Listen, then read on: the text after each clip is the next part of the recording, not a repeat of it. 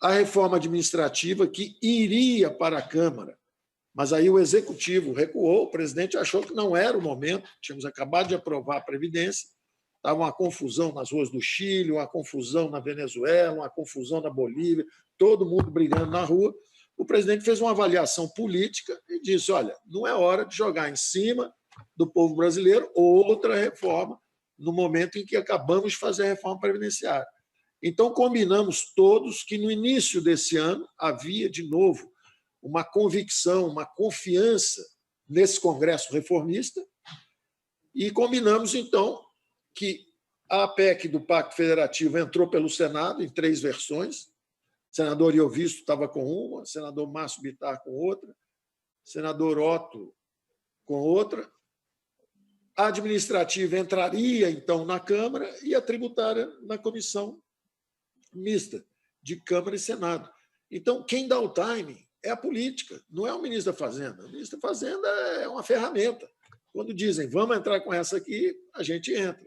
Então, eu queria explicar para o deputado Hildo Rocha exatamente isso. Quer dizer, não é que eu estou... E cá para nós também, né? Houve uma pandemia também. Né? Quem é que queria cuidar da reforma tributária nos últimos 2, 3 ou 4 meses? Seria uma sensibilidade social. Seria um absurdo. Nós estamos pensando em reformas que podem ser importantíssimas para os próximos 10 anos, etc., mas deixando o povo brasileiro desassistido. Então,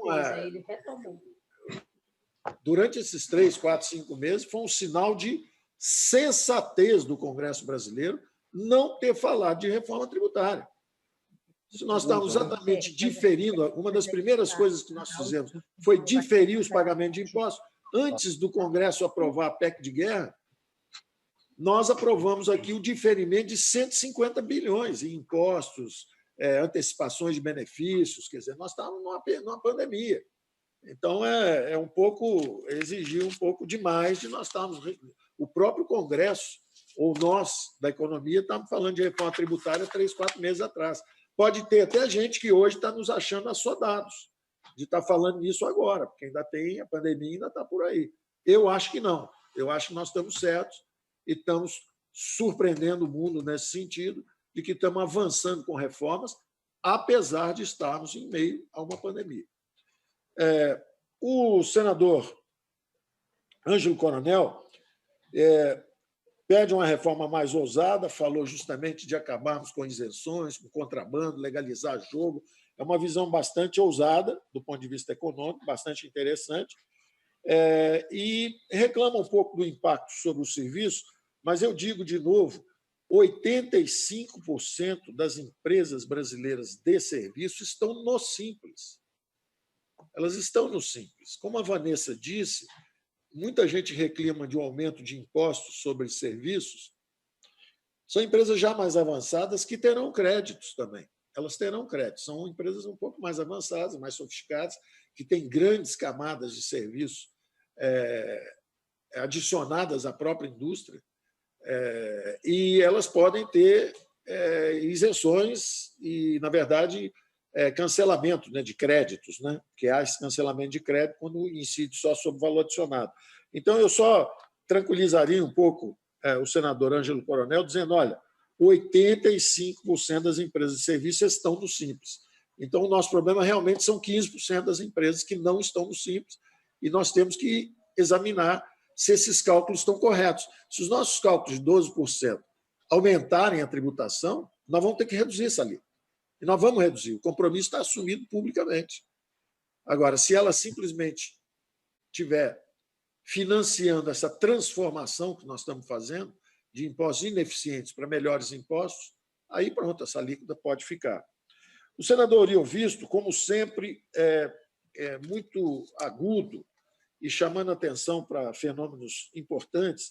O primeiro, ele faz coro com a ideia da reforma faseada, que ela pode criar confusão, e aí eu digo, é verdade, porque realmente você, sem ter visão da floresta ou da sinfonia toda, ou pelo menos do capítulo, da introdução do livro, né, que indica quais serão os próximos capítulos, isso é verdade, e nós temos que... Eu tenho tentado conversar aqui e ali, quando tenho um pouco de tempo, mas nós passamos no governo a maior parte do tempo nos defendendo, em vez de conseguindo explicar alguma coisa. Então, é assim, quer dizer, vem aí a nova CPMF, vem aí isso, vem aquilo, o imposto é isso. Então, você não tem nem tempo de argumentar, você está sempre se defendendo.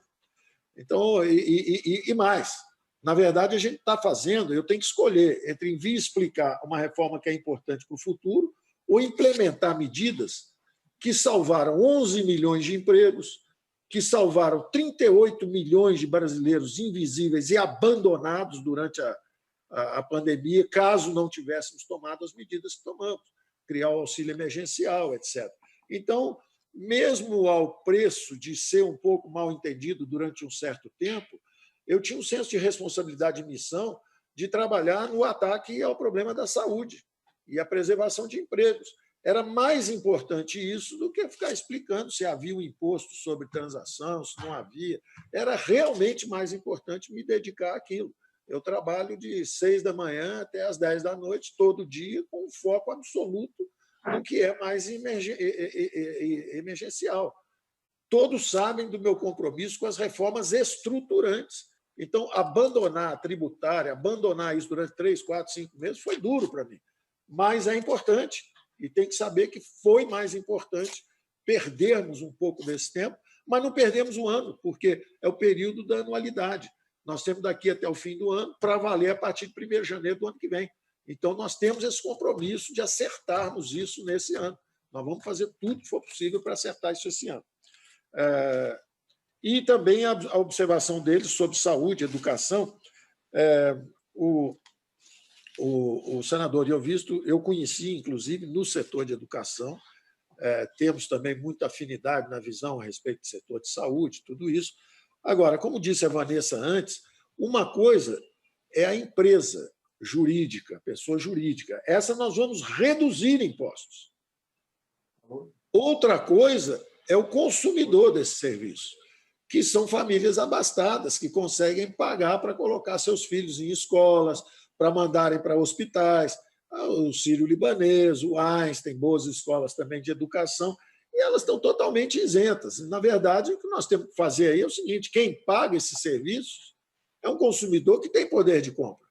Então, nós vamos, na verdade, cobrar desses consumidores que têm o poder de compra, e o imposto é sobre o valor adicionado, incide sobre esses consumidores. Já o imposto de renda sobre a pessoa jurídica vai cair. Então, nós esperamos que haja, e principalmente se conseguirmos também reduzir os encargos trabalhistas, que é o grosso do custo, não só da indústria de serviço em geral, mas principalmente saúde e educação, nós vamos estar também compensando qualquer aumento eventual do lado de valor adicionado. Isso só reforça a sua visão, senador Iovisto, da importância dessa visão geral e dessa, pelo menos, ter uma introdução ao livro, para não ler só um capítulo e ficar sem saber o que está acontecendo no resto. Então, eu espero fazer isso nos próximos dias e agradeço muito essa observação. Foi feita pela senadora também, Tebet, e eu concordo com isso. Eu tenho que sair e dar uma visão da floresta. Não dá tempo mais de ir só um por um. Embora seja claro, mais claro, ler o livro por capítulos ou escutar a música nos movimentos, é bom ter uma ideia geral do que é sobre o livro e também escutar, pelo menos, uma ideia sobre a sinfonia. O senador Mauro Benevides e o deputado Luiz Miranda, parece que nós trabalhamos no mesmo time, nós estamos trabalhando juntos, parece, porque o senador Mauro Benevides chama a atenção de uma porção de coisas que são importantes. Realmente, você, a título de desonerar a cesta básica para os mais pobres brasileiros, tem gente comendo queijo, salmão desonerado. Então, realmente, tem algo a fazer. Mas você pode fazer isso antes de ter o Renda Brasil, ou pelo menos o Bolsa Família, reforçado como um programa social mais forte. Se você fizer isso antes, não vai ser compreendido. Se você começar a mexer em desoneração de cesta básica, não vai haver muita compreensão. Então, esse é logo o segundo movimento que nós vamos ter que falar agora dos seletivos, nós vamos ter que falar dos impostos indiretos. E como bem apontou o senador Mauro Benevides, aliás, eu tenho que dizer até, parece que nós trabalhamos no mesmo time em alguns pontos, não parece que também eu estou subscrevendo tudo que ele está falando, e não.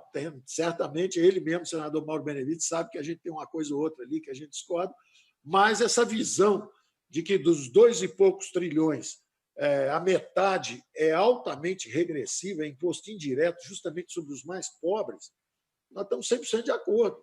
Nós não podemos ter essa incidência brutal e nós vamos ter que falar isso sobre os impostos. E quando ele diz também, ele aponta, né, quando o cidadão classe média, ou mesmo classe média baixa, compra o carro, ele paga. Quando o outro compra o jato, compra o avião, compra barco, lancha, não paga nada, está certo. Esse imposto sobre propriedade, essa base propriedade aí, é um objeto legítimo também.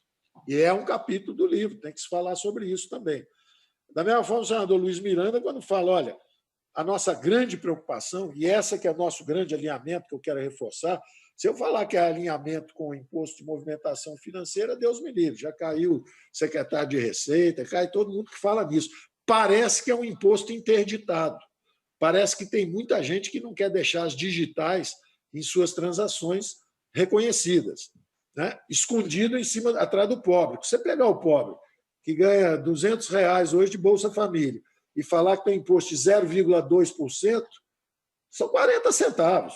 Qualquer aumento que você der no Bolsa Família de 10, 20, 30 reais já tirou. Não dá para o rico se esconder atrás do pobre dizendo que esse imposto é regressivo se você fizer um aumento no Bolsa Família.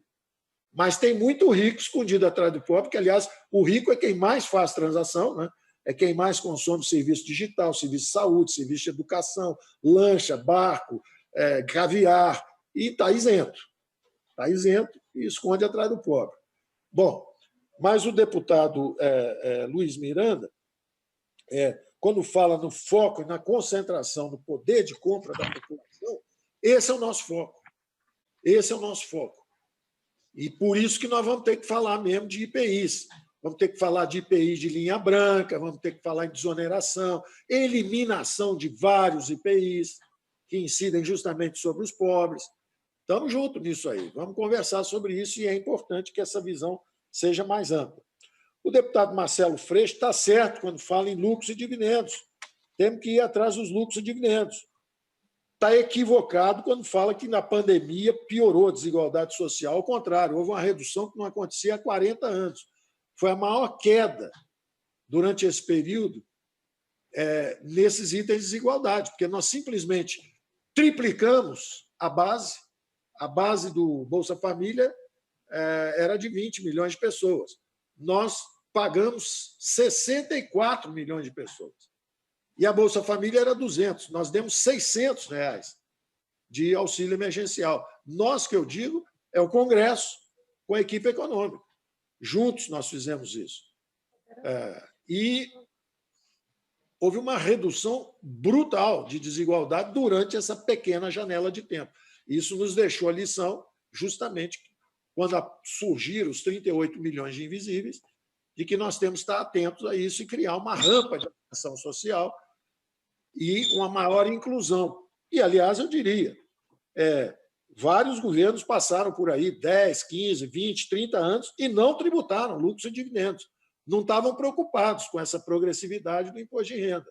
Aparentemente, fizeram algum pacto de coexistência e coabitação aqui em Brasília que impedia tributar os lucros e dividendos.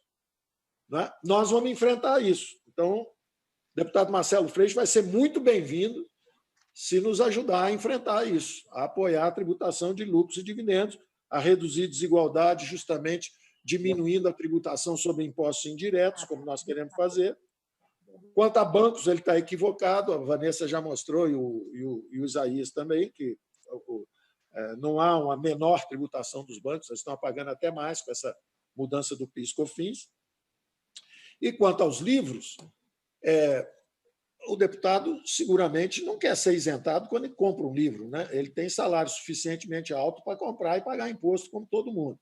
Ele está preocupado, naturalmente, com as classes mais baixas. Essas, se nós aumentarmos o Bolsa Família, nós vamos estar atendendo também.